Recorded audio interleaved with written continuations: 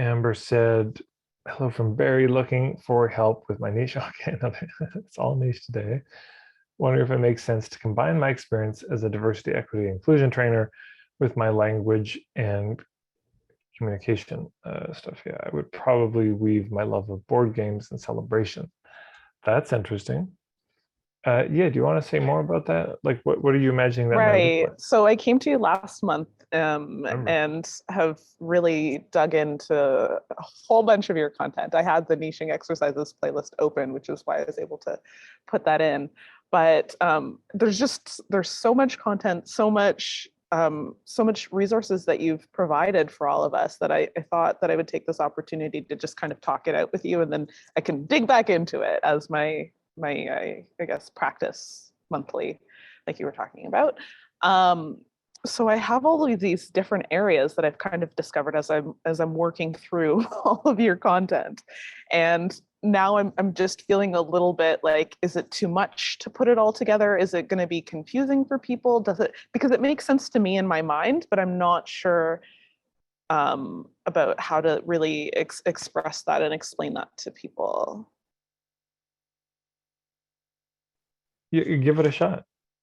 Right. So I mean, it's just like I was talking about in the chat there. So because I've worked in anti-Black racism and doing trainings in that, and I have this, love for helping people conquer their um, their social disconnection issues, right? And Mhm. so I think those things are really overlapped because our sense of loneliness comes from a sense of otherness from other people, right? So both of these things are connected and they work together.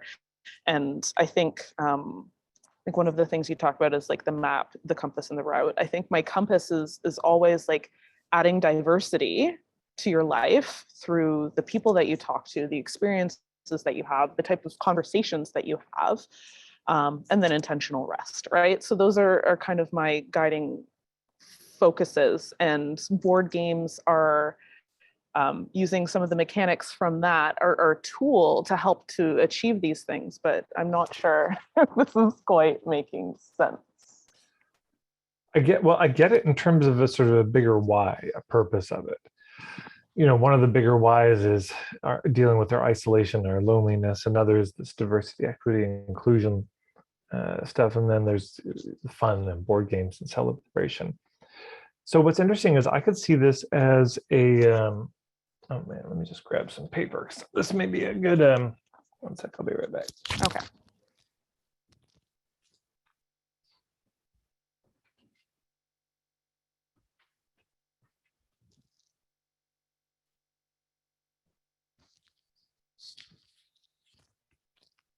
Yeah, this is a good example, case study of how these things can kind of come together. So what we've heard are three elements in a way. So I guess this is kind of the map territory that we're looking at. Okay.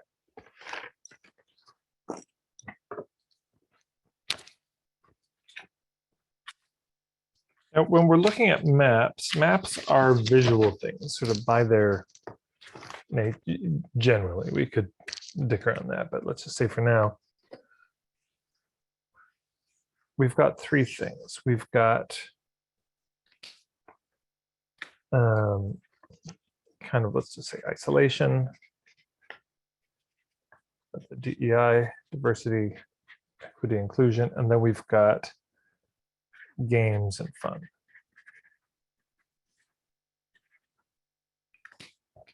Yeah, so you can all see that. There's a little Venn diagram of those three. So that actually becomes very compelling right away, as my work is an intersection of these things. I mean, I tell you what, I don't tend to associate DEI with fun. Yeah, let's get together and talk about the divisions in our society. This will be a real treat. This will be a joy, laughter galore. Because usually, of course, it ends the other way. It ends with, people of color saying, well, I'll never do that again. And white people saying, I'll never do that again. And so that's just interesting to me right away. I'm like, oh, fun. How could this be what? And Also the pairing of the isolation and the DI is just, it's like the othering. That's a very compelling thing. And so what you can start to do with a Venn diagram like this is, so we've got, you connected the isolation and the DEI work by, it's like, well, there's the othering. This is what these two have in common. So you can see what I'm doing visually there, right? And then, so you could do that with these other two as well. It's just interesting. Part of what's great about this, because let's just say, I mean, maybe there's other things Amber will discover, but let's say she settles on those are the three themes. These are the three through lines. What you can get then is this becomes a map also in a way that helps people figure out what's missing in their approach. So Amber, goes and does a TEDx talk locally, and she talks about this. And she says, look, I just think we're so divided in the world. And here's the three things that I think are most important. So, I mean, it's interesting with the DEI. I suppose another way to say this more colloquially would just be diversity. That's what I heard her say. It's like, I just want to see more diversity in the room. So it's like, hey, we're isolated. We need diversity. We need fun. Those three things. And as she's talking about it, what people will be hearing and listening, they'll be saying like, oh, these are the ones that are there for me or missing for me. This is like, oh, I can see our approach. We're looking at how to deal with isolation and with games and fun, but boy, we really missed out on the diversity piece. Oh yeah, we're doing diversity and dealing with isolation but there's no joy to it. Or we're doing diversity and fun and games, but we're not looking at like people's personal lives. Like this is more, you could say maybe cultural, systemic, societal, and this is more personal, possibly, So then people start to say, so then we could also say that, we could say this, we could say, we've got to deal with the personal, we've got to deal with the political, and then, but essentially, then fun to me is almost like a different, so then you might draw it differently. You might say, actually, now that I think about it, what we have is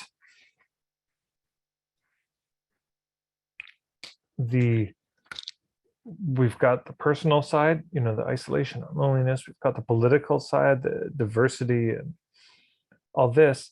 But then there's this almost like an overarching thing with the whole thing, which is that it's got to be fun. If I can interrupt you a little bit, isolation is not just a personal thing. There's obviously like a political aspect to it of how, even how our cities are designed can contribute to that, right? And so there's lots of other factors that go into play. And I think it's more of like a single circle than it is of a Venn diagram. Like to me, those concepts are just so intertwined. And it was really surprising for me when I realized it. I'm like, holy crap, how did I miss this? Well, then here's what I'd invite you to do. Let's come back to this at the end of the call, but try drawing it out visually. Take those ideas, that we've riffed on, and just see visually how would you represent it. Now, this could be a tree, it could be a human body, it could be a Venn diagram, could be a pyramid, could be steps, a spiral.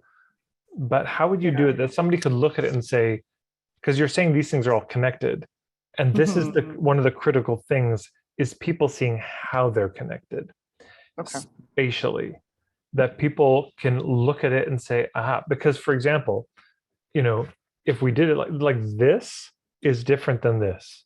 If we say, well, these two things, but that circles it, that's different than they're all equal. And the fact that it's a Venn diagram means they're all basically proportionate and in no order. There's no sequence to it. But a pyramid suggests, well, this is foundational, and then this, and then this. So if Amber were to take this and say, well, the most important thing is this, that's the foundation of the pyramid, then the isolation next, and the fun is this. That's different than, no, we start with the fun, and then it's isolation, and then it's, and so is there an order to it? Is there a weighting to these things? Are they all the same? How do they relate? So try doodling it, and maybe you can show us what you come up with. Perfect, thanks. Amazing. Okay, and just before I go on, so Amber's question was about niching, and I haven't lost that, but one of the major ways that so our niche is what we're known for, and one of the things that we can be known for is our point of view, is our unique perspective. That's one of the most compelling things. And so it's not that there isn't honing to do on what is the exact issue this is all about, but this is when we look at our did I draw this out? Let's draw that out. When we're looking at niching, it's a kind of Venn diagram, like who, what, where, when, how, and why.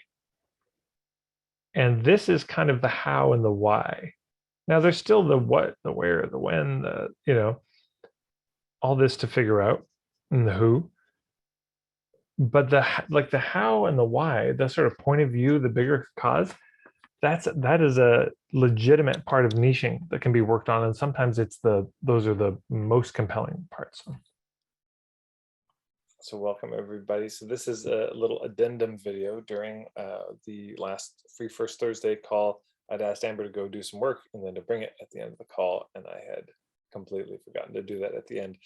So Amber, can you show us what you came up with here? Sure. Okay. So I thought a lot about what you had, and I realized that loneliness and racism kind of feed into each other.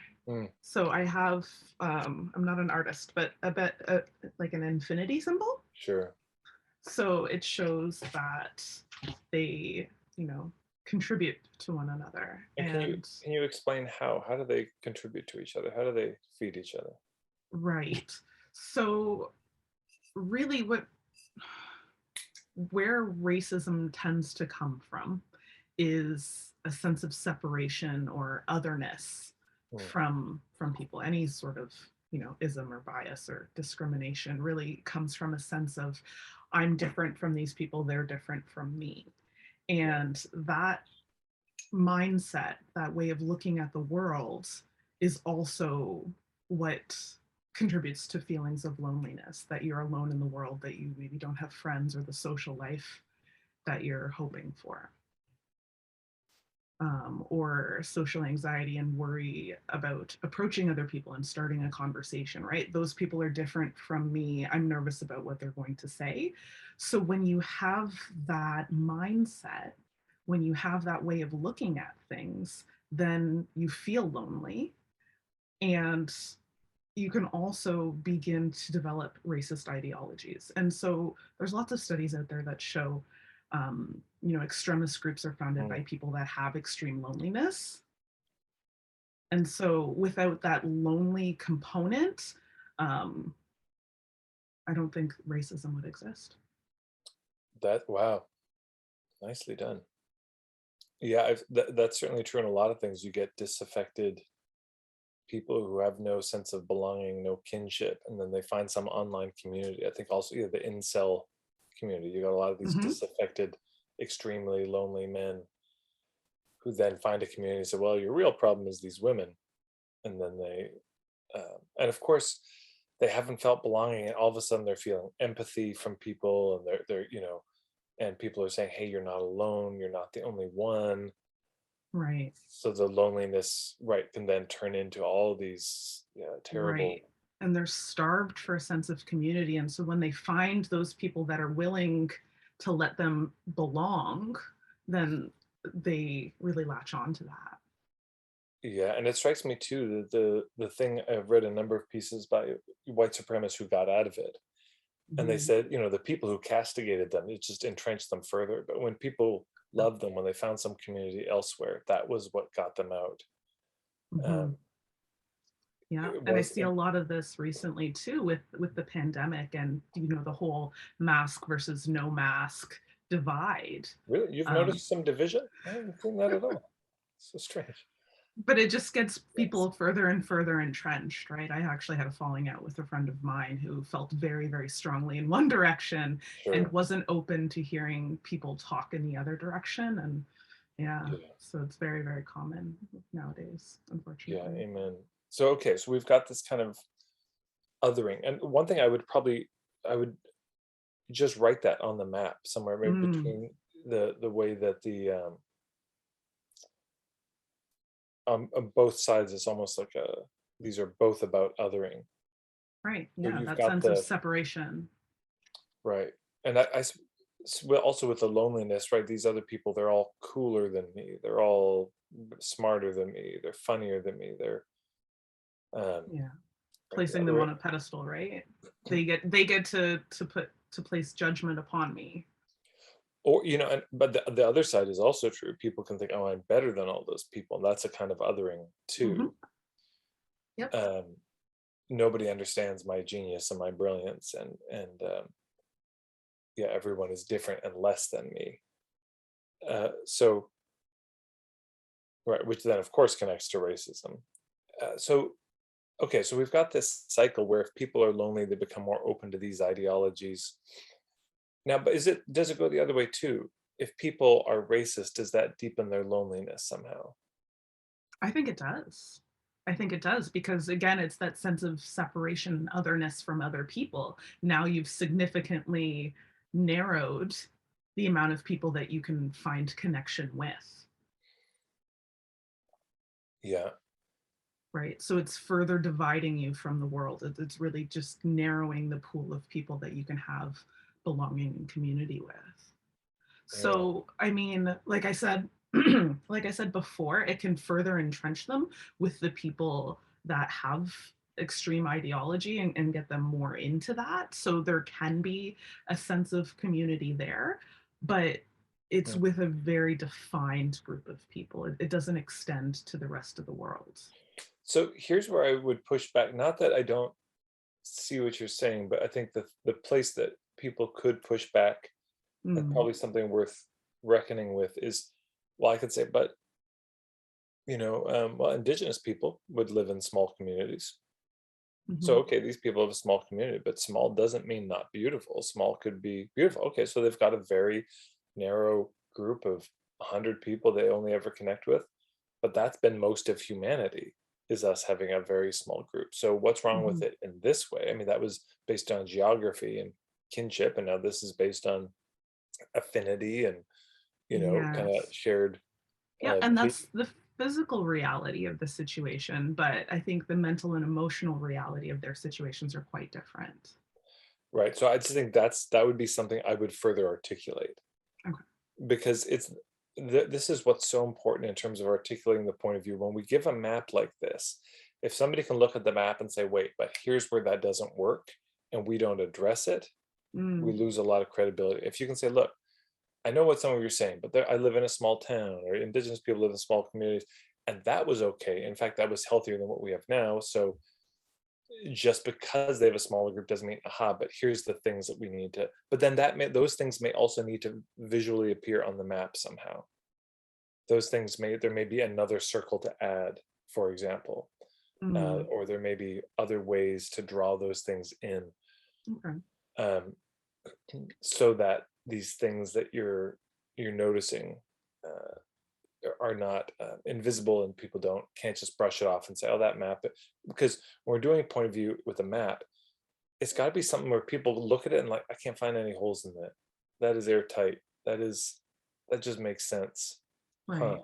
And like that map makes sense of my lived experience. I can see myself on that map Hmm. versus no.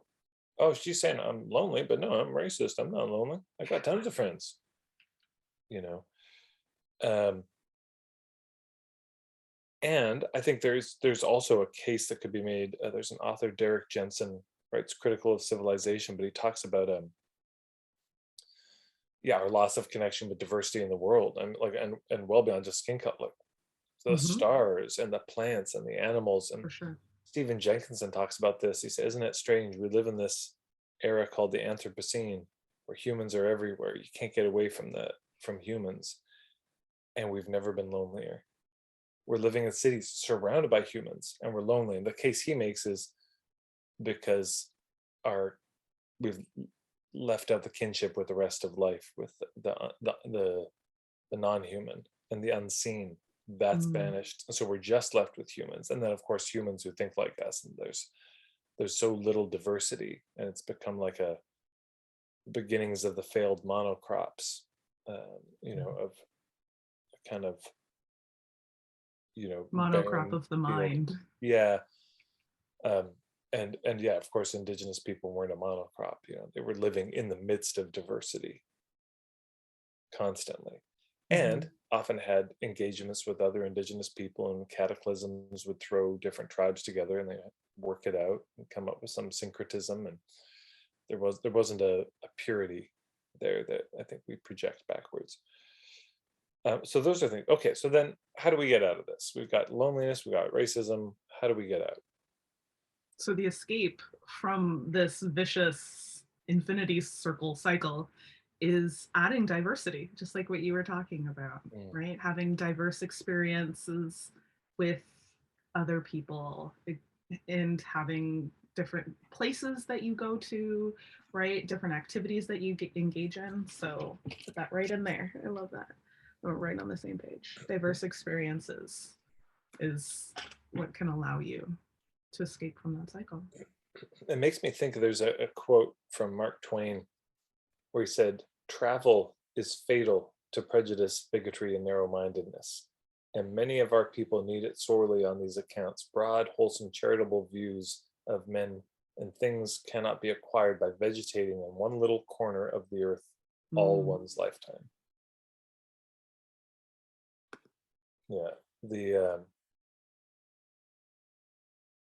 And again, I think one would still need to then people say, but what about this indigenous tribe? They've lived in this part of the forest for forever. And so are you saying now they're bigoted because they don't travel? So, there's that where that sort of breaks down a bit. Um, it also makes me think you may want to connect with, Larissa Noonan, if you come up across her work, No. I'll put it in the chat, but she was in my mentorship program, and she works with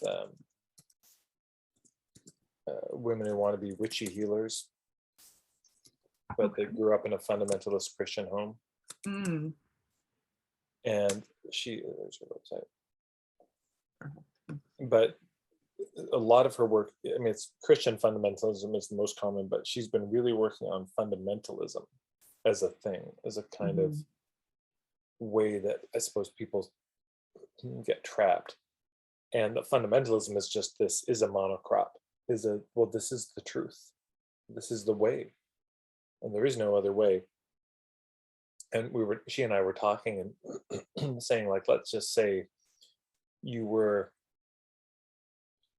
I mean, there's this whole vaccine debate, and let's say you were very, one person in the group was very pro-vaccine and one was very against vaccine. The homework would be the same for both of them if they were really dogmatically on either side, and in a way that was maybe hurtful or harmful, or they felt was holding their life back. They wanted to look at it. It would be great. You go talk to 3 people on the other side, and you don't say anything, you just listen. Just You ask listen. these questions, Yeah. and you just listen and you hear. You're going to watch the top 3 documentaries that they recommend. You're going to read, at least one book on the topic from the most opposite point of view. And you're going to come back and just share. Like, did your views shift? Do you see anything differently than you did when when you walked in? And man, I just thought that would be the most tense assignment ever given, because nobody wants to question it, the diversity. What's Yeah. interesting? I could also see on that. Can you show the image again? Sure. Yeah, I would make a list of all the diversity that could help. So, like, diverse, I mean, there's cultures, there's diverse viewpoints. There might be like a list of things when we're talking, because people say, what do you mean by diverse experiences, or what is this diversity that we're trying? So sometimes it can be nice to have a list, like, oh yeah, Sure. if you're Yeah. feeling stuck and lonely, here's a list of ththings you could do, like events they could go to. Like, yeah, go to an event you would just never go to. Yeah. So a good place that I think that people could start with this is by listing out all of the identities that they ascribe to, and then thinking about what an alternate in each of those like categories would be. uh, like, can you give an example? So like if someone identifies as, a straight white male, Yeah. then okay, maybe there's, like a pride activity that they could go to, or like a book written by a woman that they could read about, or right, or different racial experiences, like cooking classes or author book readings, different things like that, right? So writing out each of your um the identities that you ascribe to, and then thinking about what would be an alternate Yeah. within each of those. So now, what is the symptom that people come to you with? What are they primarily bringing to the table? That's where it gets tricky. So Yes. right now, people know me more for my work in the public speaking spheres in my community. And I'm trying to get away from how to present yourself in business situations and giving sales talks, to using the communication skills to make friends and grow your social circle. Yeah. The So that's more on the loneliness side and less on the people aren't coming to you saying, boy, I'm racist and help me get over it. Well, so that's another line of work that I did work with a local charity that, or not for profit, that does anti-Black racism trainings, and so I worked with them for a time. So I do a fair bit of that as well. Uh-huh. So it just strikes me that you may have, so yeah, two different gigs here that are connected, because Yeah, and I kept them very separate, and right. it's just in my mind, it just makes so much sense that they come from the same. Now that I'm saying this, I'm seeing my visual maybe shifting. Like they have the same roots, Mm, right? The cause is the same. It's just a different manifestation of the same problem. the roots are the otherness. Yes. Mm. So, okay. It just strikes me that I mean, this is the classic challenge. I've seen others who are working around racism, and it's very rare that somebody will say, oh, well, hey, I'm racist and I need help with my racism. Quite the opposite. Yes. Yeah. And the when it does show up is if they got called out. Mhm. And now they're reeling like, I didn't think that was racist at all. What do you mean? And they're trying to make sense of it, or maybe they're like sort of mandated to it, like, oh, I have to go through this course because and then Yeah. they Or a person of color gets killed senselessly and people are reacting to that. Yeah. yes, right, right, trying to make sense of how could it have gotten to this point, and I didn't know it was this bad, and all that. So that so one could either have a business sort of helping people with that, helping white people, and you're kind of looking for white people who've hit that breaking point, like, hey, if you know a white person that's finally, you know, then they can work with me. And then I could see it being a very beautiful thing, because you say, look, it's like, of course there's racism and all that, but it's like, let's look at the connection to loneliness, and let's look at this kind of cultural loneliness that we have, and the othering culturally, and how does that apply to you, and do you feel lonely in your own life, and helping them really personalize it and see ways that they've maybe othered people and as better or worse than them. Mhm. I just think that would be a beautiful way to come to racism in a through their own lived experience, where they start to say, oh, now I see it, right, I can see how other people have othered me, and I've other. So I think that may be a welcome thing, because I think, of course, white people are terrified, if I go, I'm just going to get yelled at, I'm going to be made wrong and just punished. Uh, so, but it does, yeah. So it strikes me that these are two different programs. They're two sort of different courses. I mean, they might lead into the same thing. I could see almost like maybe it's more of a nonprofit thing, but maybe it's for profit, but it's like working with white people to look at racism, or to help them through the brambles of that. That's a course.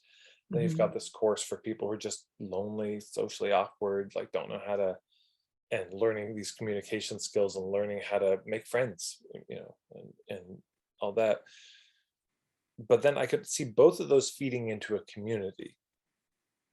maybe some sort of a membership, and maybe locally a club, a meetup group, something like this, where it's like, hey, we're a community of people that are motivated more by a bigger why.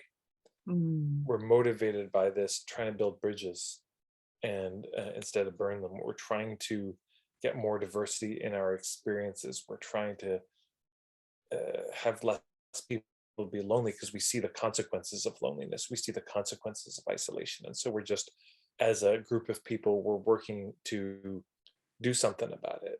So I could see a community of people where everyone gets together, and I mean, so they have community themselves, but also Mhm. like, what projects can you do? Could you do something, hey, you work in an office place, you work in a school, you work in a church, like what can be to come back next week and tell us what you did, as an experiment to bring in the lonely and to make sure that they're taken care of too.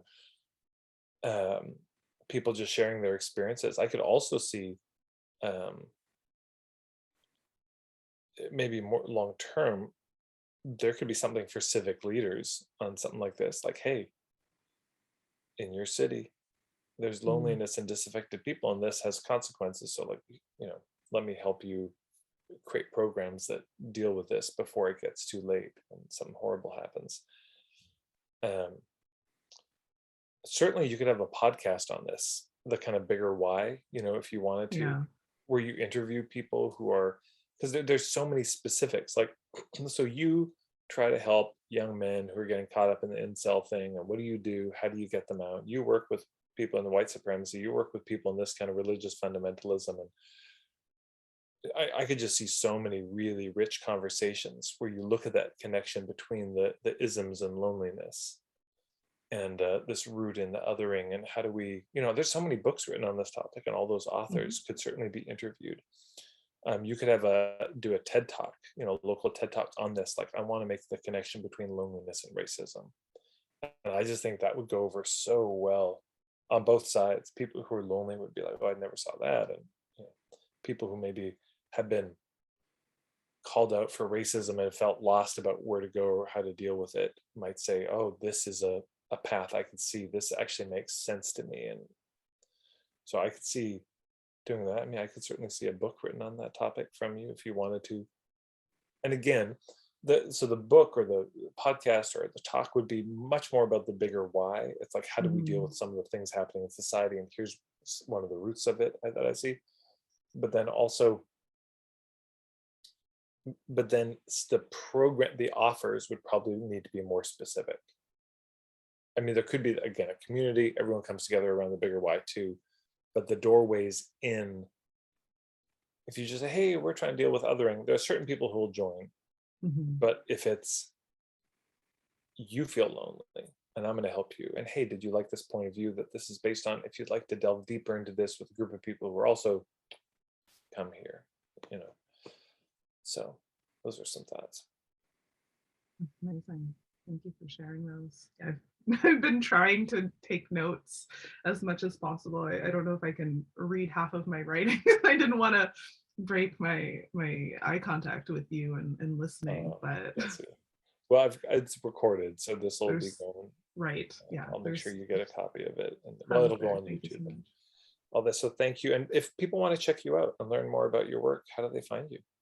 I'm online everywhere. So Facebook, Instagram, and on the internet as The Hello Code. Is it thehellocode.com? Yes. Perfect. I love the Yep. name, by the way. When you were on the call the first time, I was like, the hello code. It's so great. The power of just saying Mhm. hello to change, to end loneliness, to make new friends. The Just brought me right back to elementary school or kindergarten, walking around like, oh, I just have to go say hello and introduce So myself to simple, and people. we And make it so hard.